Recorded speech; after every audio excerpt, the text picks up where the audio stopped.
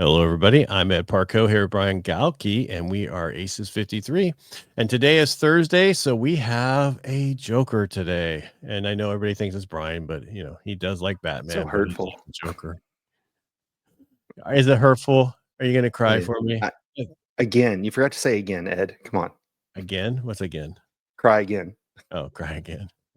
All right, so it's not just us day to day pick on you. Right. I guess we'll bring somebody else in who knows about being picked on as a kid and as a person because his dad is Steve Sims. That's right. Oh, yes. I've been picked on plenty. We I think joke we about all in our have. household, it's just survival. Yeah, we all have with your dad, so we're used Yes, to it. it's his love language. That's right. Harassment. Yep. If he's not picking on you, he doesn't like you. That is It's the very true. British. Yeah. Is that what it is? Yeah, The we're all British? sarcastic. All right. So today, the last couple of weeks, we've been bringing up masterminds and other different things about, like, I think last week we talked about networking at masterminds, how you really want to connect with the people in the audience. But a lot of these different masterminds we come up with, they're becoming different versions than what we've seen over the past years. There's different levels of them, sizes of them. And I think you guys have done a good job at that, Henry, with what you're doing. So we kind of want to talk about that today. Is that kind of what we're talking about, Brian? I just want Yeah. to make sure I'm on the same page. Yeah, no, good. Absolutely. How they went from, a couple times a year an event to creating something of more of a community to get together more often. And then how they've expanded that community over time. Because when I got started in the industry, Steve was my speaking coach. But the first step was we sat down, Henry looked over all my marketing and my consistent branding, you name it. And what they've turned it into is so much more. Yeah. And I think it's important to build that community. And that's one of the things we're doing with Operation Firewalk. Once you go through the Firewalk, you're now in that community of us. And because you're all like-minded from actually walking on coals, because when I interviewed Mr. Lasco, what he has with 12,000 people in his community and what that can build from that's huge. And I think that's what we need to focus on, because you don't need millions of people. You just need the like-minded people in the community and grow that community. Yeah. 100%. Now that I'll stop talking and let Henry talk. So if people don't know Henry Sims, it's funny how they always have that D in there and stuff to know who they are. It's so formal. It's that British stuff. All right. So just jump in here and tell us where we're wrong or right at, Henry. I know Brian's wrong because he always is, but Yeah. Well, Masterminds, we had an event that we were doing a few times a year, and we've been part of Masterminds for years. And when you read about from Think and Grow Rich Masterminds, his definition is very simple, and that's just a bunch of guys and gals coming together and combining the collective brain power to solve problems. And so it's a very personal thing. And within business, it can be very lonely. And so to have a community and have people that you can actually bounce ideas off of and find solutions and share resources is incredibly valuable. And so we were in a lot of masterminds trying to find our people that we could work with, find those ideas. And we started to get kind of pissed off about some of the masterminds out there because they were more of an event. You went to them, and then after that, you were kind of left on your own. There wasn't much in between. It felt disconnected. And it was great to get a bit of motivation throughout the year and then get some ideas. But otherwise, you were left to your own devices. And so we wanted something, and this comes to where you were saying about the personalization of so many communities out there. We wanted something much more regular, much more personal. And so we noticed that within our own events, people wanted more, just the same way that we wanted more in ideas, accountability, and then consistency of committing to masterminding. And so that's how we decided to launch our mastermind, SimDistillery, was to create that regular, consistent mastermind. And it's been an interesting process. Didn't realize how much goes into building a mastermind, building a community of people, but we found we made it selfishly because we wanted to create a gathering of our own people and help towards building our brands and our businesses. I think your dad talked about it in his first book about, having the chug test with somebody that if those are the people you want in your community. Like with what Mhm. our Operation Firewalk is, veterans and first responders, those are the people that we relate to, and that's who we want in our community. So that's basically just making sure that the people that you want are in that community, because the people, and that's being your message that you put out there, and that to people, you want to bring people in and also repel the people you don't want. Yes. Yes. You And probably I want to think work people are harder afraid. at the repelling part. Oh, yeah. Yes, you don't want anybody complaining about stuff that you don't want there, and it's okay. I mean, it's the same thing I tell, like, people when you're going, like, pod match and you're connecting people to your podcast, you gotta reject a lot of people. You Mhm. have to. That's what it's set up for. You gotta pick the right people, because there's just so many of these people trying to get on different podcasts. You gotta figure out who the best people is for your podcast. The same thing in your community, the same thing when you're growing. Alright, so what was the first thing you guys realized when you were creating your own community that you needed to do? Whew. First thing. Okay, second. It's been when you hear and see a lot of people promoting communities as like this great way to easily make money at scale. And I don't think people realize just how much work goes into it. And being that we this out of the want for our own community, um, we take it very seriously. And so the first kind of surprise was seeing how much work actually goes into it. We're constantly communicating one to one with everyone in our community to see like, how's everything going? Is there anything that you need more help with, or that you would like to learn more about? Any particular hurdles in the business right now, so that we can either provide those solutions ourselves, or we can find the experts within our network to come in and talk about those solutions.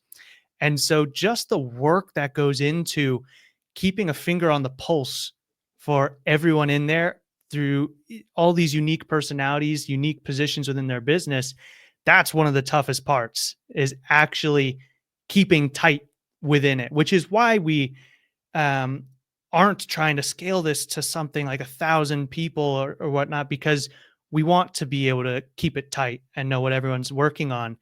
And so that was the first shock of just how much work truly goes into a mastermind, to be able to keep a finger on the pulse and keep the discussions relevant to what everyone needs.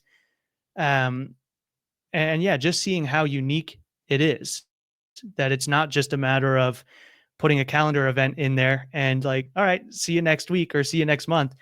It's an everyday thing. I get messages every single day where people have questions on little things they're working on, and it's ongoing. So it's not something a proper mastermind is not something you create if you're looking for just an easy, scalable offer. It is a commitment.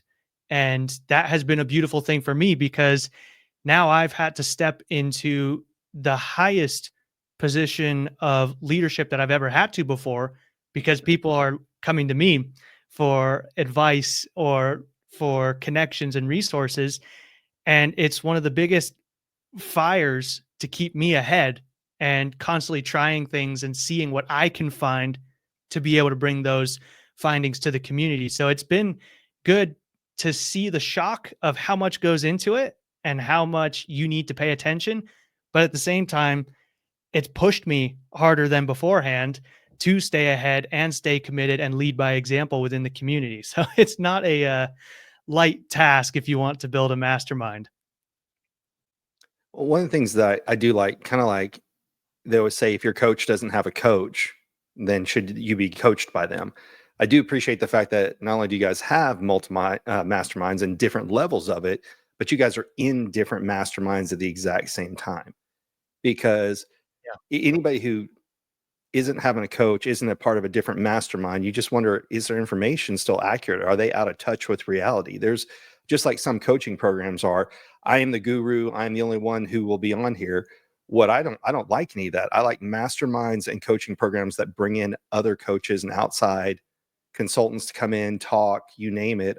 Three of the ones that I'm in, they bring in every, kind of like we do with the Joker. once a month, twice a month, they bring in someone else to learn from, because they're fools if they think they have every answer. And that's one thing that I really appreciate in being in the distillery, is the fact of the people came out, like, Jay Abraham being on there, Joe Weldon. I mean, the people that are brought in to learn from aren't people I'd normally have access to, but being part of that mastermind is that way. Taking not even you guys with a different mastermind is how I met Janine Driver, and we're business partners now. I never would have, she wouldn't have been in my radar, but Brad is open to saying, I don't have all the knowledge. Let me introduce you to people who do. And he's even said, if you like that person better and you want to leave my group, that's fine. That to me is an ideal mastermind, is not thinking you have all the answers. And your people grow too.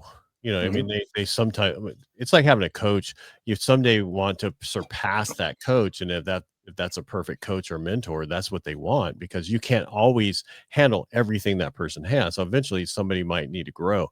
And I didn't realize, I was talking to my assistant over here to see how many different masterminds do the thing afterwards, or you have the touch afterwards. There's not a lot of them. There's only a handful of them. Mhm. So I was like, all right, let's rename it into a different master. We need to come up with a different name than mastermind. That's You know what I that's mean? what ChatGPT suggested for me too. It's like, call it something different. Yeah. Yeah. I mean, there's a lot of them out there that call it different that have the word mastermind in it, but it's like, those are things that you have to do to create your own. I tell everybody, whatever you're doing, create your own name so you can trademark it and somebody can't come up behind it. Even in business, how you do different things in business, so that somebody else can't come behind you and try to take what you do. Yeah. Well, that brings up a good point. I've got a joker in the future we'll talk about, because I talked to an attorney about that today, of what should you trademark and what shouldn't you. And so we'll have to have him on as a joker another day. Everything you possibly can. Yep. Yeah. So, okay, Henry, how long has the distillery been around now? Almost 2 years? Yeah, I think we're approaching 2 years now. I think so. I still got my Still my, young. my welcome watch here. I always swore I was never going to have a smart watch, and then, as being one of the founding members of joining, this showed up, and now I'm addicted to it. So thank you for that one. Yeah. Yes, you're welcome. You will never escape notifications again. Exactly. But now, 2 years in, you've expanded, you've created different levels within it. What's been, like Ed said, you've been in it for a while. So we talked about, where did you start? What is it you've learned over the 2-year period? Well, on that repelling matter, so first was just how difficult it really is and how much time goes into it to make it what we want it to be. Mhm. But secondly, is seeing who it is right or not right for. And a mastermind at a high level, you really want the basics in place and you want to have things running so that you can take these ideas and implement them quickly, or even have a team to push them off to. So we get tons of applications, and the majority of them we don't accept because it doesn't make sense for where they're at. They need to put certain basics in place, and so we created an entry community, SimCellar, that was geared towards just focusing on that specific point of developing a personal brand for your business, being able to differentiate yourself from the other competitors out there who do the same thing, but would rather relate to you as a person. And so we created that to be able to get that foundation in place before coming up to a higher tier. And so we created those tiers and we're getting better at understanding where people are at in this journey and creating those stepping blocks for them. But Mhm. that's certainly part of it, is getting more of an understanding for when someone's ready to commit to that level of a mastermind versus do they just need some of the stepping stones to get going. And yeah, that's been another learning point there. And I'm glad to say that we are not quick to accept an application to our mastermind, because we want to make sure that we're having the right conversations and that someone is already at a point to be able to implement whatever ideas pop up. So it comes to that being able to repel, but also be able to filter the right spot. So that's why we've created those couple tiers now so that you can get what you need at the certain level you need it. Well, it also allows people to grow, expand as they grow and they can go into the different levels. And that's what we were kind of talking about. You should have multiple levels of within your thing. It's the same thing about, if you have a course or certain things, you can have multiple levels of your course. If this is the beginner, intermediate, and advanced, and that's basically what you're doing. And with, some people think, oh, that's offensive. I'm a beginner. Yes, you're a beginner. We call it something else, so you don't feel bad about it. Well, but also we're at a point. Yeah. We're Look at at a martial point arts. Henry and I were just at a martial arts thing. You can't have somebody join the first day and then they fight a black belt. They could. Yeah, I did try that. It didn't go well. I gained a respect for martial arts after that. Yeah. But we're also at a point in history where trust is at an all-time low. There is a poll that went out and asked people about a series of questions to be able to get an average reading as to where our trust is at as a society. And we're at the lowest point in history. And a lot of that is to do with how quickly spam reaches us and at such a volume because of this digital time. And so having tiers allows people to jump in and get a taste before they commit. We don't market our mastermind cold because they don't know who we are. We don't know who they are. So there's too big of a gap to understand if the fit is right. And for a lot of those folks as well, it's a big commitment to jump in and pay that much money to someone they don't know yet. But if you can offer, like you guys are doing here with a podcast that's free to consume and gives you a taste of the person, of the expertise, those tiers help to build trust over time and allow people to get a taste at the level of risk that they're willing to do so. And so, if I see a course being advertised from someone I don't know, but it's 47, it's 97, it's 297, whatever, I'm happy to pay that and risk finding out if this person is a solution in this particular area before investing the thousands of dollars after that. So having tiers, it meets people where they're at, but it also allows them to invest over time with where they feel comfortable based on how well they know you or don't. I totally agree because I see a lot more people wanting to come in because they want to make sure, especially high ticket items, where they want to see the person they're talking to because they have no idea who they're talking to, if on the phone or on other stuff because of AI that's out there. So I think it's going to more personal stuff's going to happen because of it. Don't get me wrong, I think AI is here to stay and do certain things, but it's going to get to a point where if it's something to do with Amazon cart, no big deal. But if I'm going to be buying a house or some other large thing, it's going to be different. Absolutely. Well, we had a joker on a few weeks ago, Krista Happerstock, and she is an agent. She's like, I can't take every speaker, so they have to be at a certain tier before they can join her agency. And that's what we're seeing. And we even talked about then the Hormozy effect, right? Like Hormozy doesn't want to talk to you unless you're in the 3 million range. But he gives you free resources and he gives you lower level courses and books and things of that nature to get you to where he wants to work with you. So it's not just a, hey, you're not right for me. It's okay, not right now, but here's other ways that you can go to get there. And having those tiers is what you're starting to see. And events are different because events are, hey, look, they need butts and seats to cover the cost to get there. So it's, do you have a pulse and a payment method? But masterminds are just a completely different thing because the wrong people in the wrong room can ruin everything. And you guys know that because at the events you throw, you screen the people. Like it's not just like, hey, you got a credit card? Awesome. There's a screening process to let it in because you keep the event down to 40 people. Yeah. How did you get in, Brian, then? I snuck in as a speaker. That's MFer. right. That's right. I remember that one. Yep. We got a facial recognition person. What the hell do I want to see anything about software? Yeah. So it was San Diego. September of 2021, San Diego. Yep. Yeah. Long time ago. Yeah, liver's still trying to recover.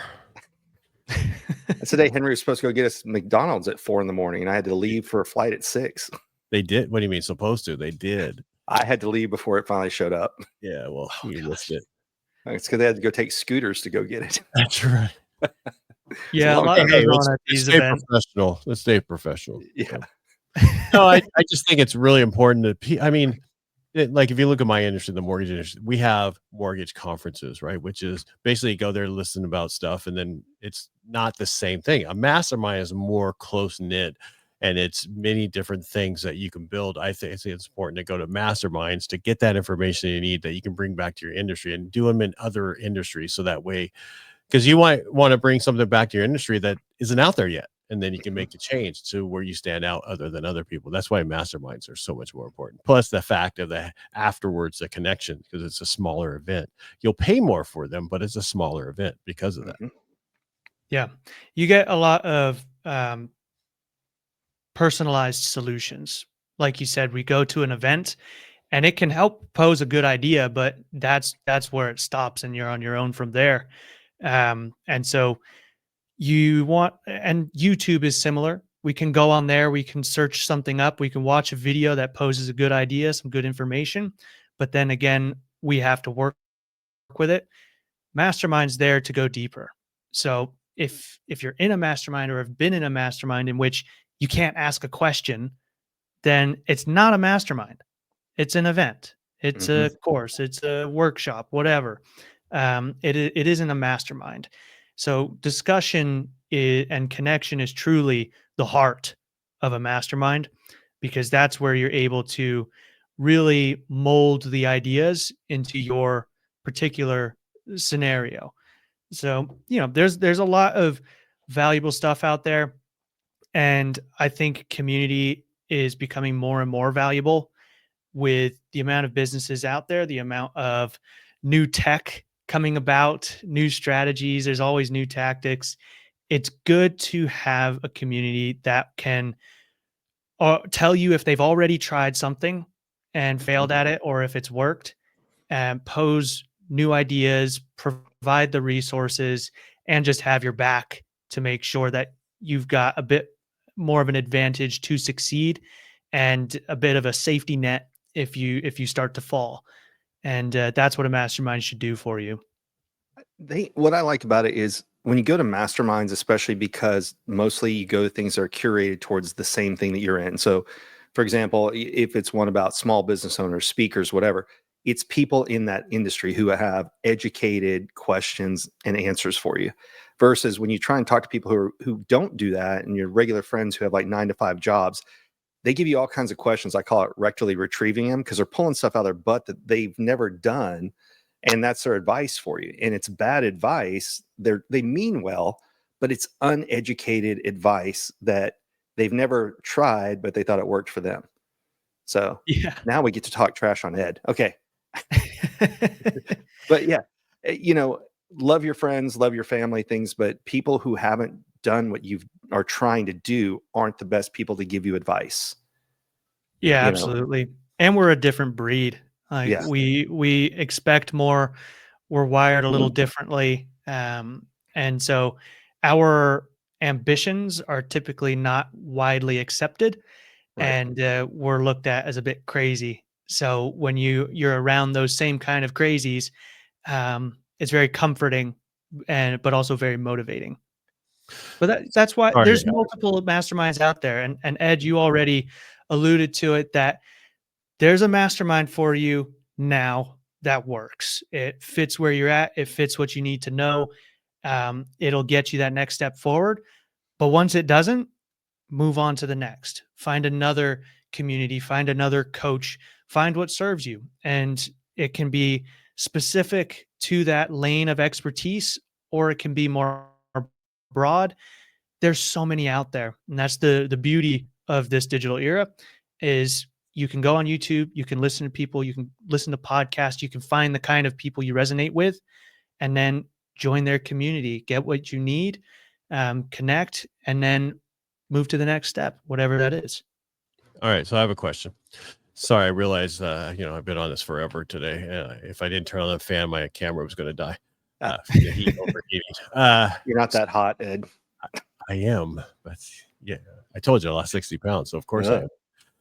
Anyway, let's move on. So, question is, what's going forward? What do you see the change in masterminds? Is there any change that you see going forward? Anything new that's going to, I'm not sure if I see a change in masterminds. I think it's because I would like masterminds to a lot of them aren't a traditional mastermind. Like I said, most of them are events, really. They don't connect enough. There's not enough discussion for me to call them a mastermind. So I would like to see more of those stated masterminds return to the original thought of it. So I don't think I want the format to change of what it is, and I don't know if I see it changing.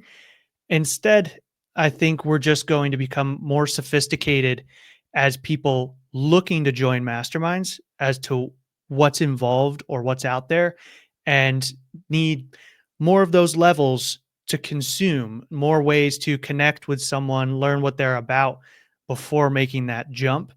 And so, like, you guys have your podcasts, you've got books, you got YouTube, you got Instagram material. Yeah, Brian, you're out on stage and a lot of events connecting with people. I think that is the important part where people are trying to automate and build very scalable things in order to disconnect from the business side of things. I think we need to flip that around. And the ones who can show up and actually connect and converse with folks is going to be what benefits masterminds, being that you are filtering from the bottom into it, rather than just trying to create a scalable offer. I like masterminds. I think the format works, but I think a lot of the people creating them aren't allowing for enough opportunity to connect beforehand. So I think it's in the marketing. It's just this whole thing of more and more touch points over time to find the right group, to find the right people. So yeah, I think we'll just become more involved in our customer research, and that will be the changes moving forward. Just becoming more competitive in our marketing and having to have a more defined brand that repels those we don't want and attracts those that we do. all in a good way, of course, repelling? Of course. Well, I'll speak on something just on personally seeing, and that is it went from most masterminds where we either meet once a quarter, once a month in person. I'm seeing a lot more hybrids, and I'm seeing a lot more fully digital. And in terms of the mastermind, so like I joined one, they're based out here in Dallas. They are going to have in-person events they were already going to have that you can go to, but that's not included in the mastermind. That's in addition to the mastermind. And then I've got one that when you join their mastermind, you get 3 meetings a week, and then on top of that, you also can go to a boot camp or a master class. So that I'm seeing a lot more of the hybrids in offerings of things, because let's face it, Ed and I talk about this all the time. It's so expensive to go anywhere now. So it used to be you could find cheap airfare and you might find an expensive hotel. Well, right now it's expensive airfare and expensive hotels everywhere you go. Hotels, no more free breakfast on places. So the cost to go to events has increased in addition to the ticket prices. So it's nice to have access to digital ones, recordings, things of that nature, so that you can customize to your budget for what's out there. Yeah. And it's also like going from one coast to the other coast. Mhm. Time, expensive. That's why I think more stuff in the middle of the country is doing better. Yes. Lots of stuff here in Dallas recently.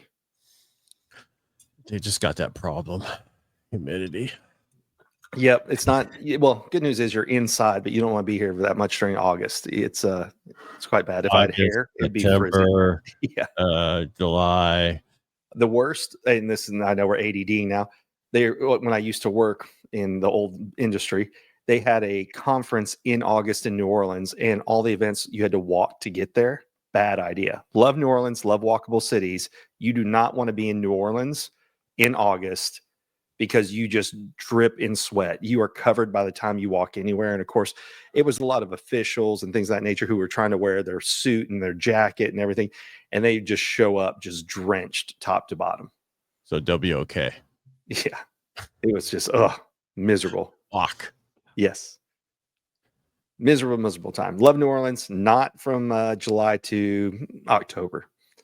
And that's why I think it's important to, figure that out before, because I mean, during the pandemic and stuff, we all did it just to get away from people because we wanted to go places. Right. And then after that, it's like, okay, all right, we don't have all the, things have been tighter, eggs or, whatever it is. I'm not saying that's the main purpose, but things are tighter. And so people are looking at their budget. So any way you can do this to a certain point would work for your people, depending on who your clients are.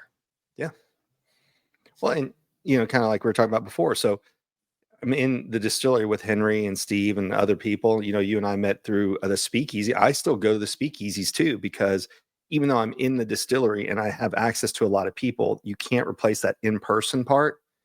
And that's why I like going to the speakeasies. And what do? We tack on a day after the speakeasy that the mastermind people can hang out as well. And I freaking love that. So. Yeah, I think it's one of the first masterminds I know of that has an implementation day, because I'd go to all these events or masterminds, get awesome ideas, and then all of a sudden it's done and you have to get on a plane and go home and return to your schedule. So we thought, hey, let's tack on a day for our implementation and round up the ideas and actually start putting them in place. Yeah. So that's why we did it, because again, we wanted it for ourselves. Mm-hmm. Well, that's why a lot of courses and books get written, right? Someone's pain, they turned it into a solution. So, yeah. Interviewed a guy earlier this week on Helping the Brave, and he wrote a book in 2 days, and it was because of the pain he was in the night before. You know what I mean? It was really, it was it had to do with PTSD and a bunch of other stuff. He finally just had enough, and it's a bestseller. And he's not one of those that do it the way we do bestsellers. Yeah. All right, Henry. So, besides the website here, how else can people reach out to you? Well, I'm on pretty much all the major social platforms, Henry D. Sims. But all details are at henrysims.com. And you can contact me there or through social media. Awesome. I'm sorry, Henry. Are you someplace without the D? Because according to what somebody I knew, Henry, before would tell me, that's wrong. And you should be getting that D out there right now. I think I have about 5 or 6 domains of all spellings pointing right back to it. I was going to say, because I think I typed in earlier, I typed in Henry D. Sims and it still went to henrysims.com. So, yeah. Yeah, I thought if I say Henry D. Sims, someone might hear a B instead of a D, and then I have to get that domain as well. So I got that one. And funny quick story. When I finally started paying attention about all this branding stuff, this was years ago. I went to get this domain and saw that it was taken. I was like, God damn it. Like, my name is gone. And so I was on paying for the stupid concierge service of like $150 or whatever it is for them to go and discuss selling you the domain or whatever. And turns out it was my dad had bought it a while back so that I had it when I needed it. So I had to grab it off of him. That's but hilarious. I've got it now. Yeah. I'm sorry. I've heard that story before. Of course you have. I can't imagine why. A few times. Yeah. Well, awesome. Well, Henry, thank you for joining us today. Yes, thank you, sir. Yeah. Absolutely. Ed, as always, thank you for being here. For everybody else, remember, on Tuesdays, it's just Ed and I, 2 angry old men just being grumpy. But on Thursdays, we bring in a special guest like Henry today with a skill or talent we think you guys can benefit from. We know we've already benefited from. So if you know someone who you think would make a good joker, let us know. Reach out to us. And of course, the best way to support us is to go and subscribe to the YouTube channel and share this information with other people. That's the whole reason we bring on jokers, is to help other people because they've helped us. So thank you all for joining us, and we'll see y'all next week. Thanks, everybody. All right. Bye.